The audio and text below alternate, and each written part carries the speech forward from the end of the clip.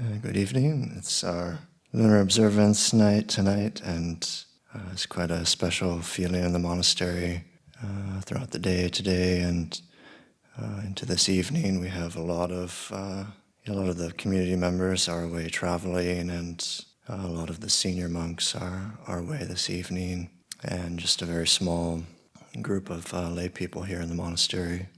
So it's a very quiet atmosphere here, and really just enjoying the changing of the seasons and the increased solitude and peacefulness that happens when the activity decreases. And since we have most of the senior monks are away this evening, then this is usually the opportunity for those of us who don't really speak very much or don't really give teachings very often. Sometimes we have the opportunity on a night like this to give some short teachings, and tonight I'll just give a few brief reflections.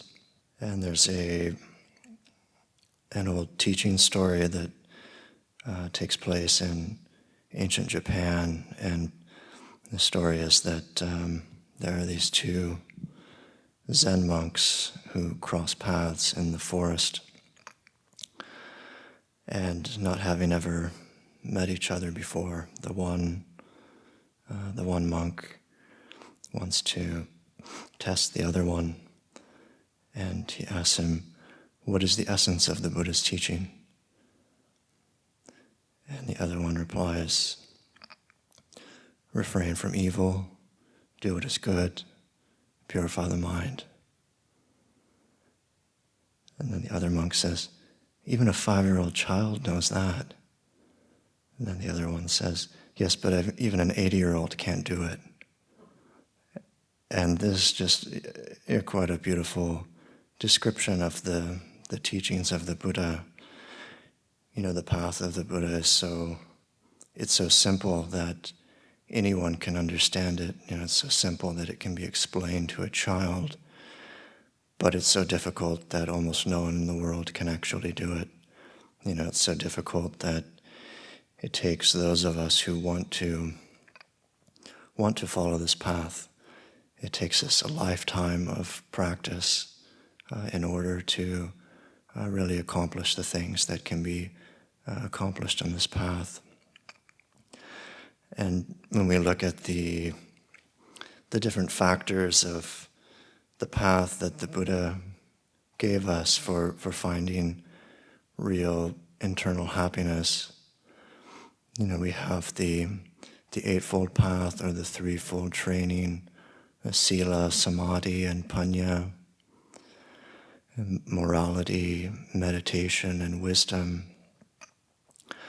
And there's almost no limit to what can be said about these three different trainings, and you know, almost countless books have been written about these three different trainings, and people have all kinds of debates about these things and a lot of doubts about these things. But the truth is that they're all incredibly simple things. You know, they're all so simple that they can be explained to a child.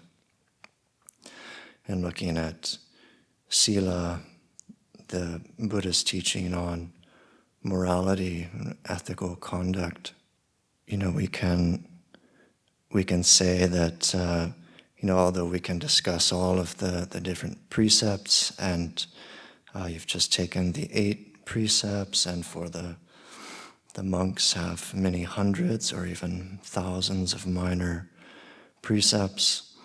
You know, so many rules that we follow that the Buddha gave us as you know, strong suggestions of ways that people should conduct themselves and people should live their lives.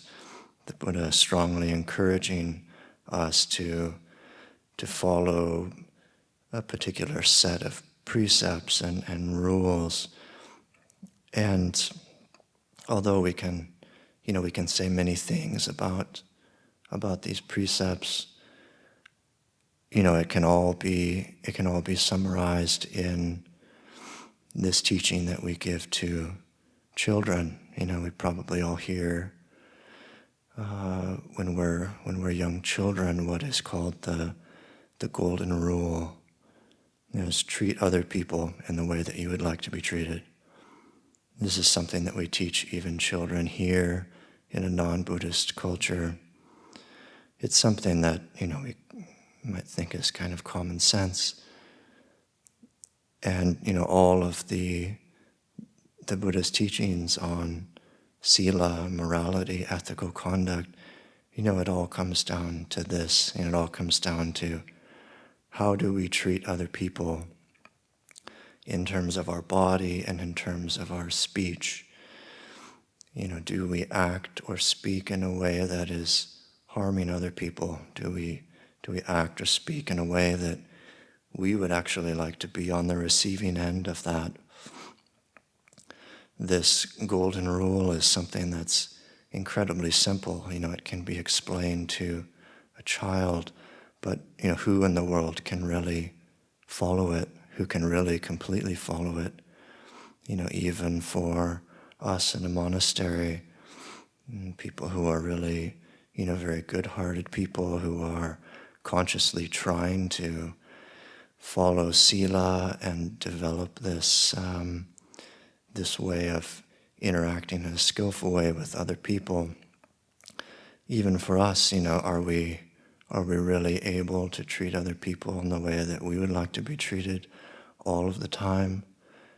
So often we're overwhelmed by our emotions, and although treating others in the way that we would like to be treated is something that sounds incredibly simple, somehow when we actually try to do it, it isn't so easy. It's not so simple to do, because our emotions are always influencing us in various ways, and negative emotions that we experience, we find it incredibly difficult to overcome them and to prevent ourselves from doing or saying things which we know are unskillful. We having a bad day and we say something that's just slightly cutting to somebody else, it's just kind of slightly insensitive. We're overcome with greed, and so we kind of take advantage of somebody else, or we act in a deceitful way in order to get more of something for ourselves. These are all incredibly common things in the world, and even in a monastery we find that these habits, they run very deep. And even though we all have this intention to behave in a skillful way, it's definitely not something that's easy to do. And in terms of the Buddha's teaching on sila, we're looking at our actions of body and our actions of speech, and it starts with the very coarse actions. We just begin by restraining our body. We don't kill other people. We don't steal their things. Of course, in the teachings of the Buddha, then, taking this golden rule, it's also extended to all beings, so it's not only to human beings, but it's also to animals, insects, other beings that, inhabit the same world with us. So we also don't kill other animals. We don't kill living beings. We treat animals, in the way that we would like to be treated. So we begin with this kind of the coarse actions that are unskillful and harmful towards others. And usually coming to stay in a monastery, then we probably find it, quite easy and straightforward to refrain from some of the very coarse actions. We find it easy not to kill people and not to steal their belongings and things like this. But, then our practice of sila, it becomes more refined, and it becomes more about our speech. Do we always tell the truth? Do we sometimes exaggerate, or do we sometimes tell a little white lie in order to protect our reputation?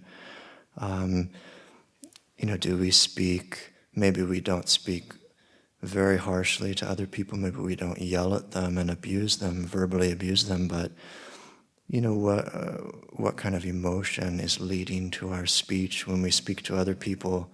Is it coming from a place of irritation and anger? Is it, is there that intention to kind of slightly hurt them a little bit? This practice of sila becomes something that we continue to refine to the point of, this golden rule becomes like, everything that we do in every moment with our body or our speech, how is it affecting other people around us? Not even on the level of precepts, trying to just follow, 1, 2, 3, 4, 5, but it's, developing the sensitivity to be aware of every moment and the people that we're interacting with, down to the level of how should I say this? I want to say something to somebody. How should I phrase it? If I just use a few different words, maybe that will actually make them feel better. So it becomes incredibly refined like this.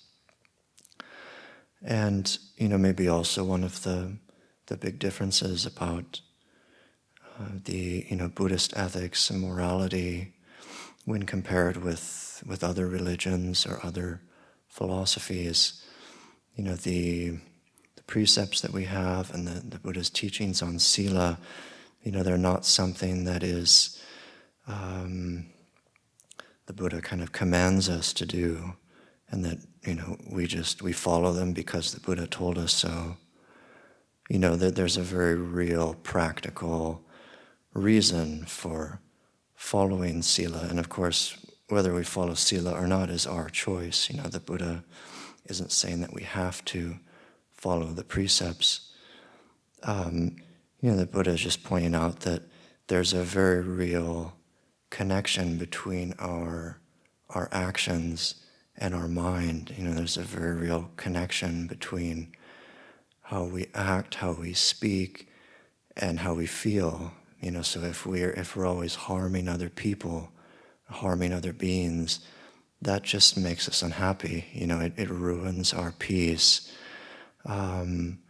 Maybe people in the world don't really notice that sometimes. If your mind state is always dark and in a state of pain, then it might just be normal. But, the more we walk this path and we learn how to make the mind peaceful, the more obvious it becomes that all of the ways that we interact with others, all of our intentional actions, they have a very real effect on our mind.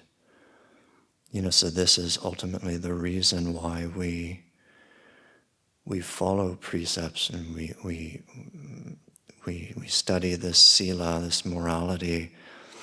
It's not just about other people. Ultimately, it's about ourselves. And everyone in the world, even people who are don't follow precepts and aren't religious, everyone in the world cares about themselves.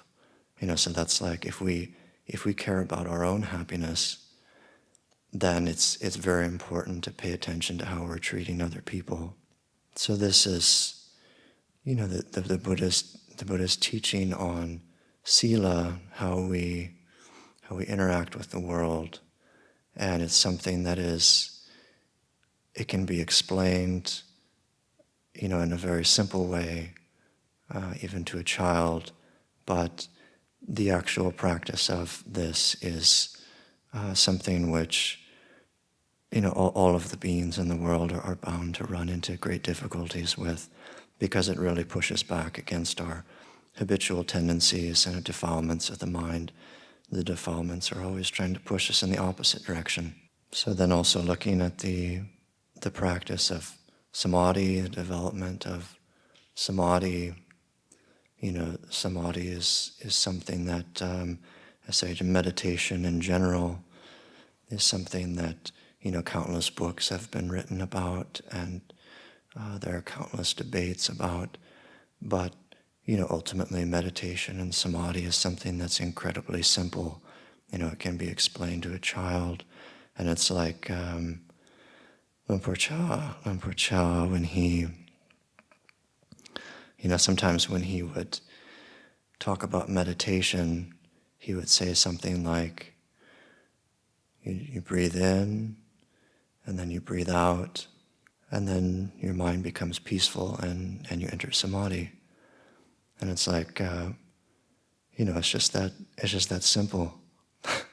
But somehow it's not easy to do. It sounds like when we hear a teacher speak about it like that, it seems like, it should be so simple and easy and straightforward, and then we want to try it, and we try to just pay attention to the breath, and maybe almost immediately our mind is carried away into thoughts of the past or the future, overwhelmed by different emotions. Or maybe we're able to be with the breath, but somehow the mind still doesn't become peaceful. So although, we can say that the practice of samadhi is learning how to still the mind, unify the mind, collect the mind, bringing the mind to a place of real balance and stillness. And primarily we're using an object like the breath, being aware of the present moment, the in and out breathing, learning how to let go of our attachments to our emotions and our attachments to our thinking, learning how to continue to come back to the breath in a way which is balancing the mind. So, being present with the body and the breath is something that's, on one level, it's very simple, but it's something that most of us will have to spend our whole lives practicing in order to really become skilled with it. And this is, very much because the defilements and negative emotions and negative habits of our mind, they're incredibly strong habits that we've cultivated our whole lives and that we've reinforced our whole lives because of their incredible power. This is why it's so difficult. It seems so difficult to do something that's so simple. And, very much the practice of meditation is like learning how to change our habits, to change our habits from, a habit of mindlessness, a habit of allowing the attention to always be carried away with our thoughts and always to be overwhelmed by our emotions, learning how to change that habit so that we're just present with the breathing, we're present with the body in a way that's balanced and peaceful. But it's like trying to change any other habit. Whenever we try to change a very strong habit, it's incredibly difficult, especially in the beginning. One example I like a lot is like the example of blinking. We spend our whole day blinking, just probably thousands and thousands of times during the day, but most of us probably can go through the entire day and not even maybe even realize that we blinked at all the entire day. It's just so automatic. It's just such a deep habit that we're just constantly blinking. But if we were to try to change that and just decide that, we were only going to blink a few times a minute or something, suddenly there's incredible difficulty with that. All of our other habits are just like this. In the beginning, when we try to change them, there's incredible difficulty. And, just like blinking, following our defilements is something which is just automatic. All of the people in the world, it's just kind of like on autopilot. We follow our, particularly for people who don't practice meditation, they tend to just follow their defilements all day, and we don't even realize it. We're always caught in some kind of thought. We're always being shaken, overwhelmed by different emotions and following those emotions. We spend our whole lives doing this and we don't even realize it. So then coming to this practice, then we run into incredible difficulty trying to change these habits. And also, a lot of times we talk about, in meditation, development of samadhi, just learning how to let go. Just let go. Oftentimes we hear this teaching, just let go. It's something that's incredibly simple. It sounds like it should be really easy to do. Just let go. But it's very much like I've thought that it's not so much like one is carrying an object. If you have an object in your hand and you just want to let go of it, it's really easy. You just kind of open your hand and then and it falls out of your hand. Very easy to let go. But our attachments to our emotions are much more like an object that's tied to our hand. And we, with a very complicated knot, or maybe just one knot, but it's just incredibly tight. And it's like we want to let go, but we can't. It's like it's stuck to our hand. And so the practice, instead of, trying to force ourselves to let go, the practice is like learning how to untie the knot, looking at, this attachment that I have, how do I undo that? So it's like our attachment to our emotions. These are the things that are preventing the mind from becoming peaceful and in meditation. It's our habitual reactions to our emotions. So how do we, it's not really possible through willpower just to decide that we're not going to follow our thoughts and we're not going to be overwhelmed by our emotions. We can't really decide that in the same way that we, an object that's tied to our hand, we can't just decide to let it go. But we have to instead learn how to untie what is connecting it to our hand, to our mind. What is it that's connecting our emotions and our thoughts to our mind, and it's this habitual tendency of being lost in these things. So the development of mindfulness is counteracting that very deep habit that we have. So this is, just a brief summary of, what we're practicing in meditation, developing samadhi. It's something that is incredibly simple. We can teach a child just to pay attention to their breath.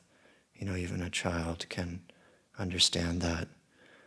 But, very few people in the world can actually do that and experience great states of happiness in their mind.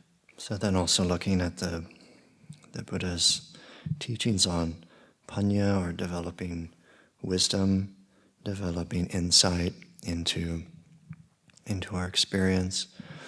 When we talk about wisdom and developing vipassana, insight, it's something that also, countless books have been written about, and people take classes on Buddhist philosophy.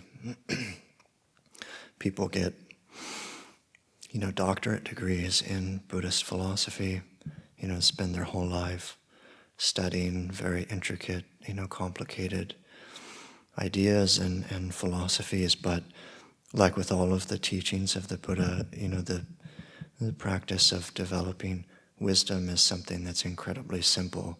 It can be explained to a child as well. When the Buddha is encouraging us to investigate, he's not talking about things that are far away. He's not talking about some other dimension, some other universe, some very abstract philosophy. He's talking about, what's literally right in front of us, this body and this world and this mind, these things that we've experienced for a very long time, these are, in a way, they're the most basic and ordinary things. We experience them every day. We think that we really know what they're all about.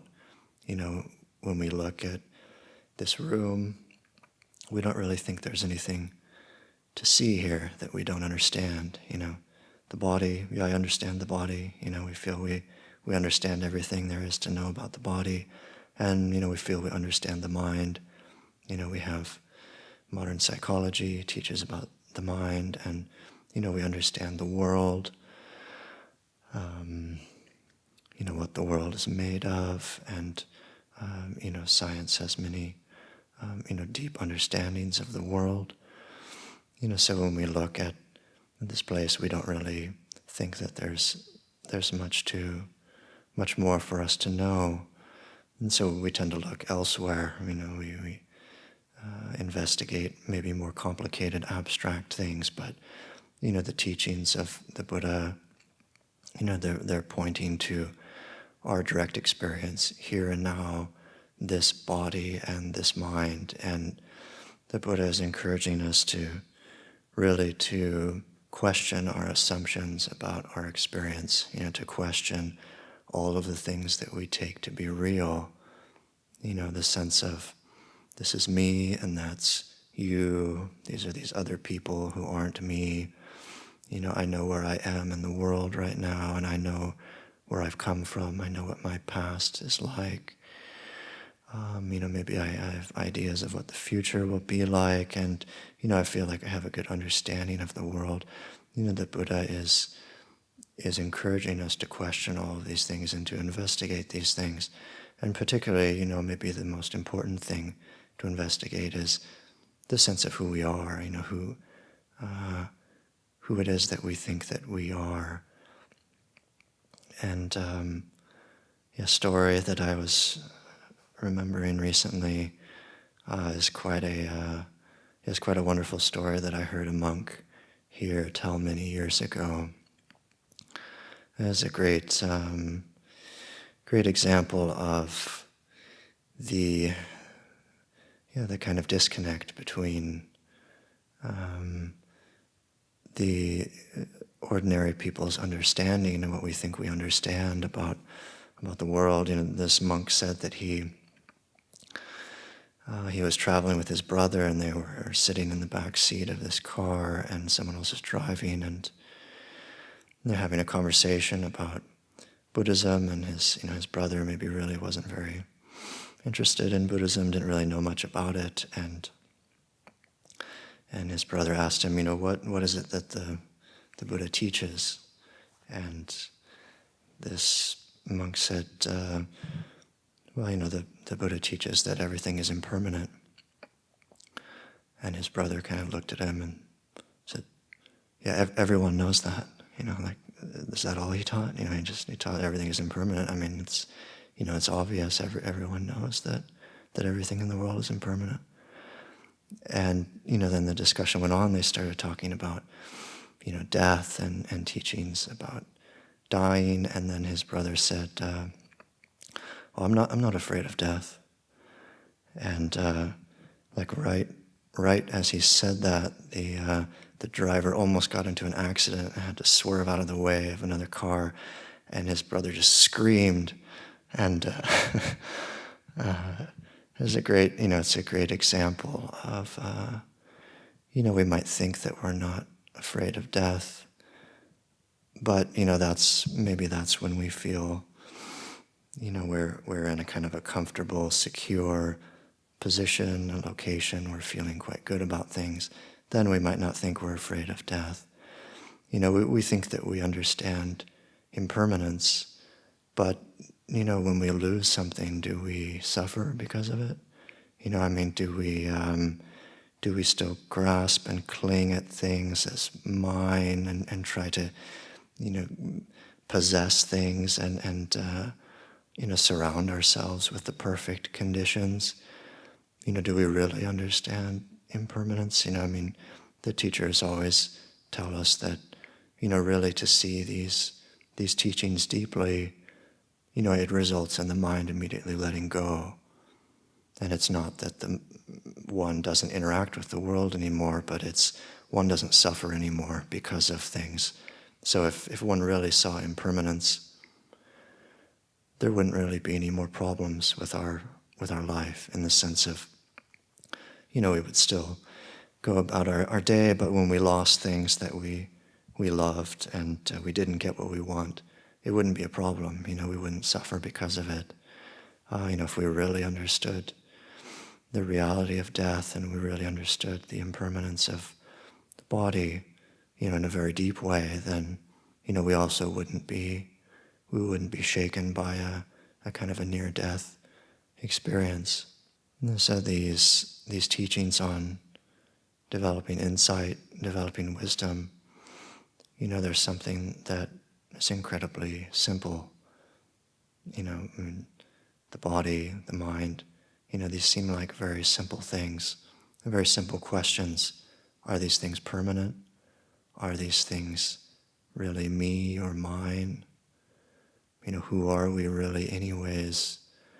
And is there really, or is this world really satisfactory? Is there real happiness to be found here? Is there real lasting happiness that I can possess for myself? Is it really worth living in the worldly way? In the end, is it something that I'll be able to experience more happiness than suffering? These are all very simple questions, and we can explain these things to anyone. And most people in the world feel that they have a good understanding of most of these questions, but do we really have a very deep understanding of them or not? Seeing